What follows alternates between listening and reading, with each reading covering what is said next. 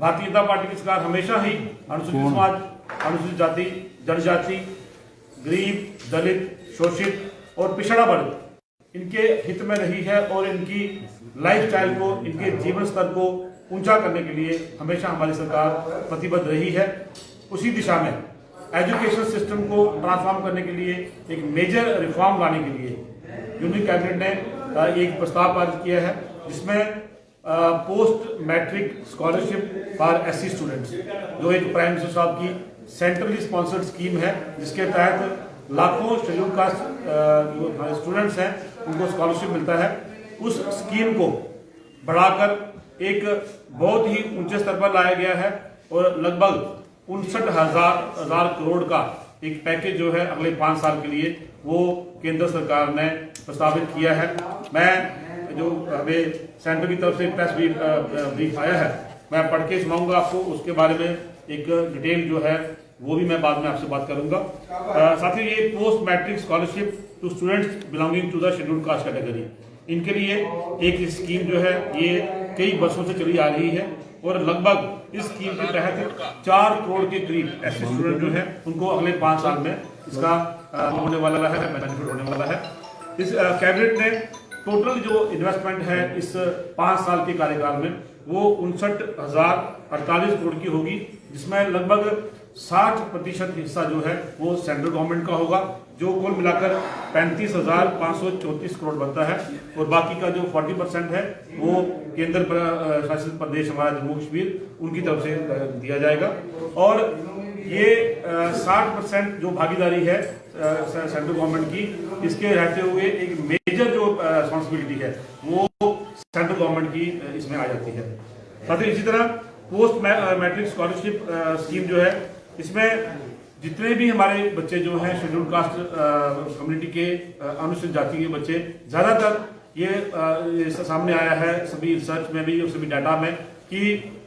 10वीं पास करते ही बच्चे जो हैं वो आगे की पढ़ाई जो नहीं करते हैं और मुख्यतः ये पैकेज जो है मैट्रिक पास करने के बाद बच्चों को चाहे कोई टेक्निकल कॉलेज में जाना है, किसी एजुकेशनल इंस्टीट्यूशन में जाना है, हायर एजुकेशन परस्यू करनी है, उसी के लिए, ताकि 10वीं के बाद जो पैसे की कमी के चलते बच्चे पढ़ाई नहीं कर पाते हैं, ये पैकेज उस सभी को पूरा कवर करेगा।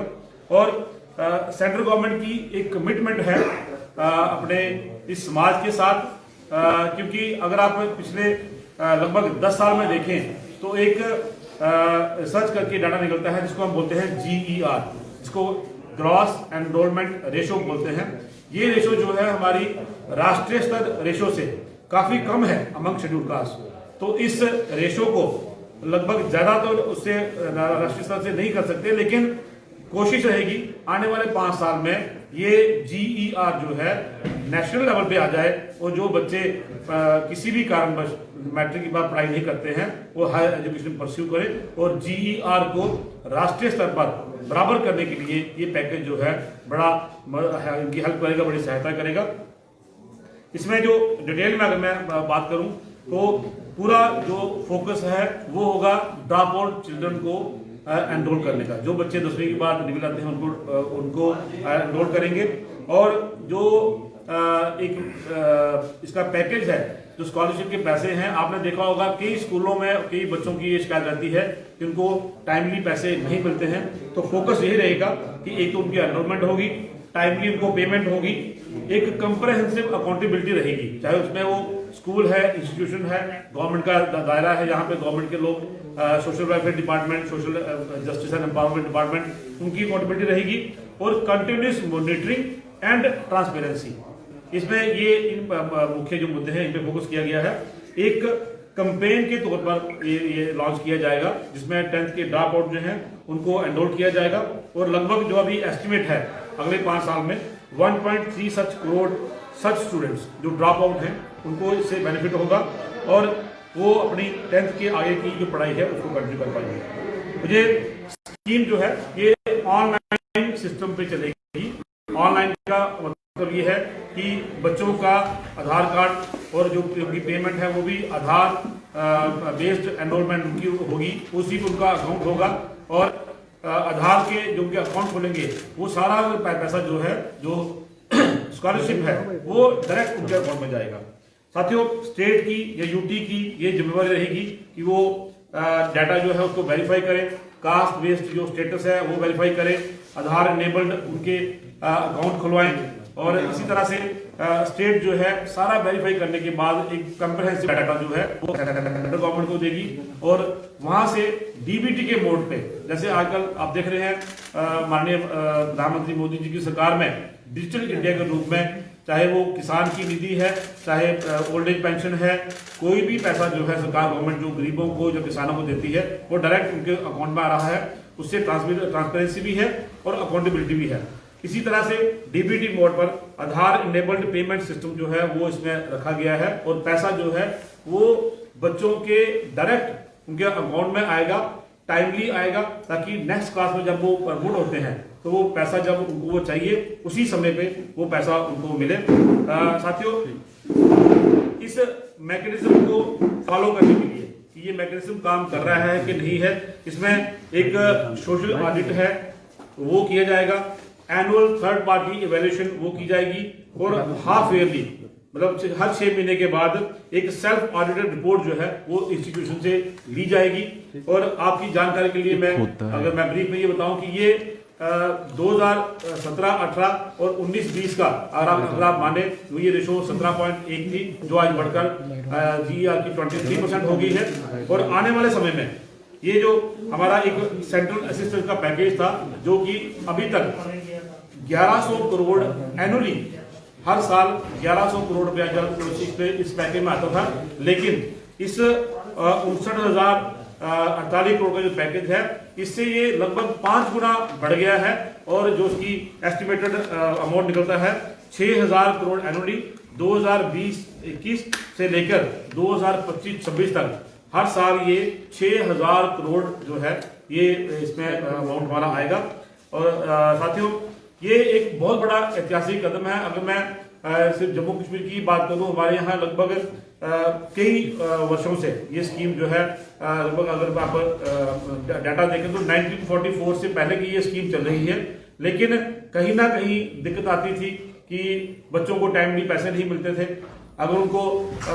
जो है उनकी एनरोलमेंट है वो टाइमली नहीं हो पाती थी, कहीं सर्टिफिकेट नहीं बन रहा है, कोई ना कोई डॉक्यूमेंट शॉर्टेज होता था, कहीं जो ऑफिस के काम है उनमें दिक्कत आती थी। लेकिन अब सारी की सारी रिस्पॉन्सिबिलिटी जो है वो सोशल वेलफेयर डिपार्टमेंट हमारे यहाँ है, जो स्टेट यूटी में है, और social empowerment, social justice and empowerment department जो है वो सेंटर में है। इसको रेगुलरली मॉनिटर करेगा, जैसा मैंने आपको बताया कि 3 सिस्टम के थ्रू इसको मॉनिटर किया जाएगा, और ये इंश्योर किया जाएगा कि हर बच्चा, हर गांव में जो ऐसी बच्चा है, अगर वो किसी कारणवश गरीब बच्चा जो है वो पढ़ाई नहीं कर पा रहा है, तो उसको ये स्कीम मिले, उसको उसका बेनिफिट मिले। मैं बुलेट पॉइंट में आपको इस जो किस तरह से ये लागू की जाएगी, एक बुलेट पॉइंट जो है इसके 8-10 वो पढ़ के बताऊंगा आपको। एससी के शैक्षिक सशक्तिकरण के लिए ये सबसे बड़ी योजना है। प्रति वर्ष 11वीं क्लास से शुरू होने वाले सभी पाठ्यक्रमों में 60 लाख से अधिक ये स्कॉलरशिप दिया जाएगा, और एक एनरोलमेंट का अनुपात जो 2013-14 के दौरान 17.1% था, वो 2018-19 के दौरान 23% हो गया हुआ है। योजना 1944 से ये एग्जिस्टेंस में है, और जो इनकी स्कॉलरशिप है उसको अगर हम डिवाइड करें तो वो उसमें ट्यूशन फी, उसमें मंथली जो उनका मेंटेनेंस है, और अगर कोई स्कॉलर है, रिसर्च वर्क है, उसका टाइप राइटिंग का काम है, कंप्यूटर का काम है, उसका भत्ता भी इसमें शामिल किया जाएगा। इसमें सबसे गरीब घरों के छात्रों का एनरोलमेंट किया जाएगा, और इसे एक अभियान के तौर पर चलाया जाएगा। इन सभी घरों में जहां 10वीं कक्षा में पढ़ाई छोड़ने वाले छात्रों को, उनको सबको इसमें प्रेफरेंस दी जाएगी, और एक सेक्ट डाटा जो है सोशियो इकोनॉमिक कास्ट सेंसस, ऐसे घर जहां पर दोनों माता पिता जो वो इलिटरेट हैं, अनपढ़ हैं, या सरकारी स्कूल से पास जो स्टूडेंट है, कि ऐसे आधार मानकर इसे एक अभियान, विशेष अभियान के तौर पर चलाया जाएगा। साथियों, अगले 5 वर्षों में लगभग 1.36 करोड़ सबसे गरीब, पोरेस्ट ऑफ द पोर जो स्टूडेंट हैं, उनको ये स्कॉलरशिप दी जाएगी, और लगभग 4 वर्षों में, आने वाले समय में 4 करोड़ छात्रों को इसका लाभ भी होगा। छात्रवृत्ति की परिक्राओं, जो परिक्राएं इसकी है, जो प्रोसेस है इसकी, जो इसका जो सिस्टम है स्कॉलरशिप का, उसको इजी बनाया जाएगा, ताकि छात्रों को समय पर टाइमली उनको पेमेंट हो, परेशानी मुक्त भुगतान हो, उनको कोई भी इसमें दिक्कत ना आए। और लेटेस्ट जो डिजिटल प्लेटफॉर्म है, आईटी प्लेटफॉर्म है, उसका निर्माण किया जाएगा। इसमें सेंट्रल गवर्नमेंट की लगभग 60% की हिस्सेदारी रहेगी और छात्रों को समय पर भुगतान करने पर उनका पढ़ाई में ध्यान केंद्रित करेगा और ये इसमें उनको हेल्प करेगा। इस छात्रवृत्ति स्कॉलरशिप की योजना के तहत अगले 5 वर्षों के दौरान कुल, जैसे मैंने आपको बताया, 59,048 करोड़ रुपए खर्च किए जाएंगे, जिसमें सेंटर का 60% का हिस्सा है और लगभग 2017-18 से 2019-20 के दौरान जो 1100 करोड़ सालाना था, आज अगले 5 वर्षों में वो 6000 करोड़ पर ईयर हो जाएगा। और सबसे गरीब परिवारों पर ध्यान केंद्रित करने से लेकर ड्रॉप आउट दरों को कम करने में इससे मदद मिलेगी और छात्रों को बिना किसी समस्या के अपनी शिक्षा पूरी करने में इसमें मदद मिलेगी। साथियों, ये एक ऐसी स्कीम है जिस पर हमारे किसी भी प्रदेश में, चाहे यूटी है, स्टेट है, वहां बच्चे इस पर डिपेंड रहते थे, लेकिन कहीं ना कहीं कई दिक्कतों के आने के कारण ये स्कॉलरशिप स्कीम जो है बच्चों तक नहीं पहुंचती थी। और सबसे बड़ी बात ये थी, जैसे आज ये पैकेज बड़ा है, इसमें अमाउंट इतना कम होता था कि हायर एजुकेशन परस्यू करने के लिए, खास करके 11वीं 12वीं और उससे ग्रेजुएशन, पोस्ट ग्रेजुएशन, रिसर्च जो बच्चे करते थे, उनको कहीं ना कहीं अमाउंट जो था वो सफिशिएंट नहीं होता था। तो वो पैसा जो है अब बढ़ा दिया गया है। अब बच्चों को इतना पैसा मिलेगा कि वो अपनी पढ़ाई, हायर एजुकेशन जो है उसको आराम से, अच्छे से उसको परस्यू कर सकेंगे। मेरे साथ हमारे पूर्व एमएलए और हमारे डीटीसी के मेंबर्स भारत भूषण जी, हमारे धर्मेंद्र जी बिश्नाह से, मैडम विद्या मोटम जी, हमारे मीडिया के हमारे प्रभारी बलवीर राम रतन जी, हमारे पूर्व एमएलए और डीटीसी के मेंबर आरसपुरा से प्रोफेसर गारू राम जी हमारे साथ हैं। हम एससी वर्ग के लोग सभी यहाँ मिलके आपके मीडिया के द्वारा, मीडिया के माध्यम से माननीय प्रधानमंत्री का और भारतीय जनता पार्टी की सरकार हमारी जो दिल्ली में है, हमारे आदरणीय केंद्रीय मंत्री हमारे थावरचंद गहलोत जी, उनका अपने तहे दिल से शुक्रिया अदा करते हैं कि उन्होंने हमारे बच्चों का ध्यान रखते हुए, उनकी पढ़ाई का ध्यान रखते हुए, हायर एजुकेशन में उनको कोई दिक्कत ना आए, इस पैकेज को बढ़ाया है। हम सभी मिलके आपके माध्यम से उन सबका शुक्रिया अदा करते हैं।